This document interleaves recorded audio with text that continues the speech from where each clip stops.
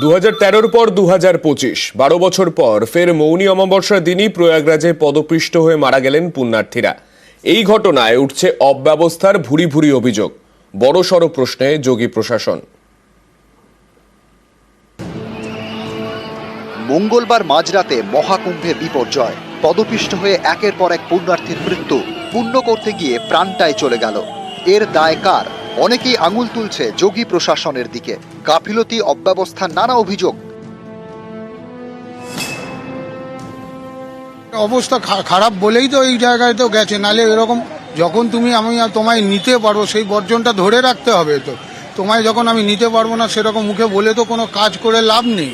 সঙ্গমে স্নান করতে নামার আগে থেকে ওখানে মোটরটা স্টার্টিং হয়ে গেছে। একটু পা ফেলার পর আপনি আর পিছিয়েও আসতে পারবেন না, ভিতরেও যেতে পারবেন না। ব্যাগপত্র পায়ে জড়িয়ে যাওয়ার জন্য বারবার আমরা পড়ে যাচ্ছি, কেউ বাঁচার জন্য আমাদের উপরে উঠে যাচ্ছে। এইরকম ভাবে একটা পরিস্থিতি সৃষ্টি হয়। আমার পা ভীষণ ভাবে এখনো ক্র্যাক। আমি কোনোভাবে ওনার কাছে ওষুধ চেয়েছি, ওষুধ দেয়নি। আমাদের যখন 6 জন হারিয়ে গেছে তাহলে অ্যানাউন্সমেন্ট করুন, সবাই বলছে, তো কারো কথাই শুনছে না, বলছে ভোর 5টার সময় এগুলো করা হবে।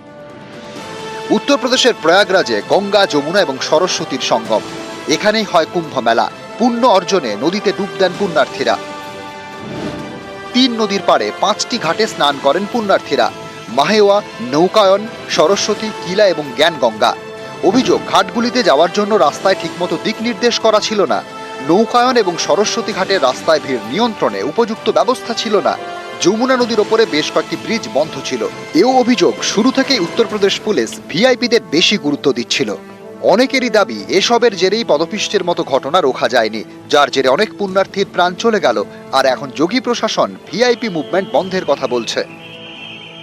देखिए, जो आगामी बसंत पंचमी का मुख्य स्नान पर्व है उसके लिए हम लोग तैयारी कर रहे हैं। फिलहाल अभी सुबह हम लोगों ने सारे पुल खुलवाए हैं, भीड़ का प्रेशर कम हो गया इसलिए। लेकिन बसंत पंचमी से पहले अगेन जो हमें जोनल प्लान लागू करने के लिए जैसे पुल बंद कराने होते हैं, खुलवाने होते हैं, उसी अनुसार करवाएंगे। ऑलरेडी हम लोगों ने 3 तारीख को भी कोई वीआईपी मूवमेंट अलाउ नहीं होगा। বৃহস্পতিবার সকালে মহাকুম্ভে ভিড় নিয়ন্ত্রণে ভিআইপিদের দাপাদাপি নেই। এ নিয়ে অনেকেরই প্রশ্ন, এই তৎপরতা আগে কেন দেখা গেল না? এই প্রশ্ন উঠছে। মৌনী অমাবস্যায় কত ভিড় হবে সেটা কি আঁচ করতে পারেনি যোগীর পুলিশ? মহাকুম্ভের মতো মেলায় কোটি কোটি পুণ্যার্থীর ভিড়। এই বিপুল ভিড় সামাল দেওয়ার প্রশিক্ষণ বা দক্ষতা কি উত্তরপ্রদেশ পুলিশের আছে? মহাকুম্ভ নিয়ে অনেক আগে থেকেই প্রচার শুরু করে যোগী সরকার। এখানেই প্রশ্ন, এতদিন আগে থেকে প্রস্তুতির পরেও কেন নিরাপত্তা নিশ্চিত করা গেল না? কেন ক্যাম্পে আগুন? কেন পদপিষ্ট হয়ে মৃত্যু?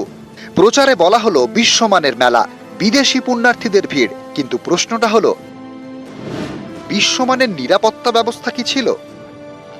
1 लाख लोग मेरे साथ गए संगम में, 99,000 लोग रिटर्न हुए मेरे साथ, इसलिए कि वो मर जाएंगे। इधर से आदमी जा रहे हैं, उधर से आदमी आ रहे हैं। हम लोग आए 8-9 लोग आए हैं, 8-9 में से 5 बंदे गायब हो गए संगम में। और मैं गारंटी दे रहा हूँ, जितने लोग जा रहे हैं हर बंदे का आदमी खोएगा। वहाँ कोई व्यवस्था नहीं। क्या व्यवस्था है भाई?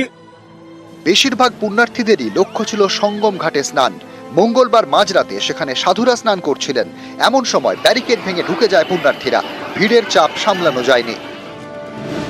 বিপর্যয়ের পর সঙ্গম ঘাটে পুণ্য স্নান বন্ধ করে দেয় পুলিশ। অনেকেই বলছেন, এই পদক্ষেপ মঙ্গলবার রাতে করতে পারত, ভিড়কে অন্য ঘাটের দিকে ঘুরিয়ে দিতে পারত, তাহলে হয়তো এরকম দুর্ঘটনা এড়ানো যেত। অনেকের এও প্রশ্ন, পুণ্যার্থীদের ভিড়ের চাপে যে ব্যারিকেড ভেঙে যেতে পারে সেটাও কেন পুলিশ আঁচ করতে পারল না? মহাকুম্ভে বিপর্যয়ের জল গড়িয়েছে সুপ্রিম কোর্টে। পদপিষ্টের মতো ঘটনা ঠেকাতে গাইডলাইন তৈরির দাবি তুলে দায়ের হয়েছে জনস্বার্থ মামলা। নিউজ 18 বাংলা। মহাকুম্ভে বিপর্যয়, পদপিষ্ট হয়ে একের পর এক মৃত্যু। পুণ্য করতে গিয়ে প্রাণ গেল বাংলার 3 জনের। কলকাতার বাসন্তী পোদ্দার, শালবনীর উর্মিলা ভূঁইয়া এবং আসানসোলের বিনোদ রুই দাসের। মৌনী অমাবস্যায় মহাকুম্ভে বিপর্যয়, ব্যাপক হুড়োহুড়ি, ধাক্কাধাক্কি, পদপিষ্ট বেশ কয়েকজনের মৃত্যু। এই তালিকায় পশ্চিমবঙ্গের দুজনই বৃদ্ধা। 60 বছরের বাসন্তী পোদ্দার আর 78 বছরের উর্মিলা ভূঁইয়া। গলফগ্রিন থানা এলাকার আজাদগড়ের কাছে অশ্বিনীনগর।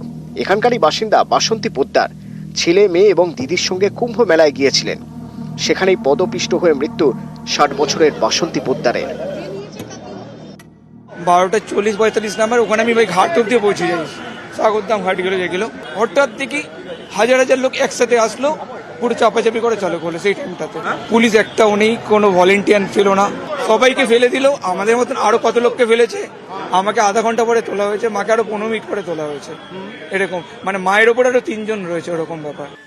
আমার বড় ছেলে যাচ্ছে, আমার ছেলে যাচ্ছে, আমার মেয়ে যাচ্ছে। ওনারা সবাই ঠিক আছে? পশ্চিম মেদিনীপুরের শালবনির বাসিন্দা 78 বছরের উর্মিলা ভূঁইয়া বেশ কয়েকবার গঙ্গাসাগরে গিয়েছেন। ইচ্ছে ছিল একবার অন্তত কুম্ভ মেলায় যাবেন। গত সোমবার আত্মীয়দের সঙ্গে রওনা দেন, মহাকুম্ভে গেলেন, কিন্তু আর ঘরে ফেরা হলো না। পরিবার জানিয়েছে মঙ্গলবার মাঝরাতে ধাক্কাধাক্কির সময় হারিয়ে যান উর্মিলা ভূঁইয়া। পরে তার দেহ উদ্ধার হয়।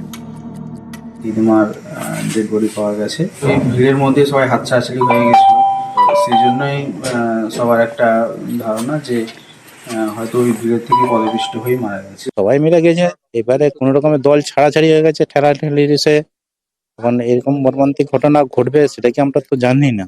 এর আগে গঙ্গাসাগর টাগর বহুবার ঘুরে এসে সুস্থ মানুষ যেতে চলাফেরা করতে পারে এরকম। মঙ্গলবার ছিল মৌনী অমাবস্যা, মহাকুম্ভে অমৃত স্নান, কোটি কোটি পুণ্যার্থীর ভিড়। সে সময় বিপত্তি, পদপিষ্ট। পুণ্য স্নান করতে গিয়ে প্রাণটাই চলে গেল। বৃহস্পতিবার সকালে শালবনিতে উর্মিলা ভূঁইয়ার বাড়িতে যান মেদিনীপুরের তৃণমূল বিধায়ক সুজয় হাজরা। কলকাতায় বাসন্তী পোদ্দারের বাড়িতে যান টালিগঞ্জের বিধায়ক তথা রাজ্যের মন্ত্রী অরূপ বিশ্বাস। সব ডেথ শিটটা মেনশন করতে হয়, পোস্টমর্টম করতে হয়, ডেথ সার্টিফিকেট দিতে হয়, কোনোটাই কিছু নেই। মানে কেন, কিসের জন্য? জাস্ট কত তাড়াতাড়ি লুকোনো যায়, তাড়াতাড়ি বডিগুলোকে পার করে দেওয়া যায়, তার একটা প্রবণতা। এত হাইটেক, হাজার হাজার কোটি টাকা খরচা, এত মিডিয়া প্রচার, কি হলো? ওরা সর্বক্ষেত্রেই ব্যর্থ। নিউজ 18 বাংলা। মহাকুম্ভে পদপিষ্ট হয়ে মৃত্যু আসানসোলের জামুরিয়ার বাসিন্দা বিনোদ রুই দাসেরও। বছর 42-এর বিনোদ স্নানের হুড়োহুড়িতে পড়ে যান, এরপরই পদপিষ্ট হয়ে মর্মান্তিক মৃত্যু। আসানসোলের মহকুমা শাসক বিশ্বজিৎ ভট্টাচার্য জানান, মৃতদেহ ফিরিয়ে আনার ব্যবস্থা করা হয়েছে। আসানসোলের জামুরিয়ার বাসিন্দা বিনোদ রুই দাসেরও মৃত্যু। পদপিষ্ট হয়ে বছর 42-এর বিনোদের স্নানের সময় তিনি হুড়োহুড়িতে পড়ে যান, এরপরই পদপিষ্ট হয়ে মর্মান্তিক মৃত্যু। আসানসোলের মহকুমা শাসক বিশ্বজিৎ ভট্টাচার্য জানান, মৃতদেহ ফিরিয়ে আনার ব্যবস্থা করা হয়েছে।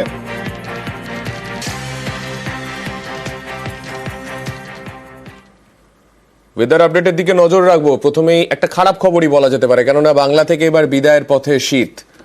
শীতের আপডেট এতদিন ধরে আমরা নজরে রেখেছিলাম, এবার বাংলা থেকে বিদায় নিতে চলেছে শীত। দক্ষিণবঙ্গে এক ধাক্কায় পারদ চলল। আমাদের সঙ্গে আমাদের প্রতিনিধি বিশ্বজিৎ রয়েছেন, বিশ্বজিতের থেকে একটু বিস্তারিতভাবে জানবো ঠিক কি আপডেট রয়েছে আলিপুর হাওয়া অফিসের তরফে। বিশ্বজিৎ, গত 2-3 দিনে যেভাবে তাপমাত্রা চলেছে, অর্থাৎ পারদ ঊর্ধ্বমুখী হয়েছে, সেই তাপমাত্রা আগামী কয়েকদিন অর্থাৎ 4-5 দিন এরকমই থাকবে। খুব বেশি তাপমাত্রার হেরফেরের সম্ভাবনা নেই। তবে দক্ষিণবঙ্গের বেশ কিছু জেলাতে কুয়াশা যেমন থাকবে, তেমনি তাপমাত্রা, সর্বনিম্ন তাপমাত্রা 4 থেকে 6 ডিগ্রি সেলসিয়াস বেশি থাকতে পারে স্বাভাবিকের তুলনায়। এবং সর্বোচ্চ যে তাপমাত্রা, সেই তাপমাত্রাও অর্থাৎ দিনের তাপমাত্রা, সেটাও স্বাভাবিকের ওপরে উঠছে এবং সেটাও স্বাভাবিকের ওপরেই থাকবে।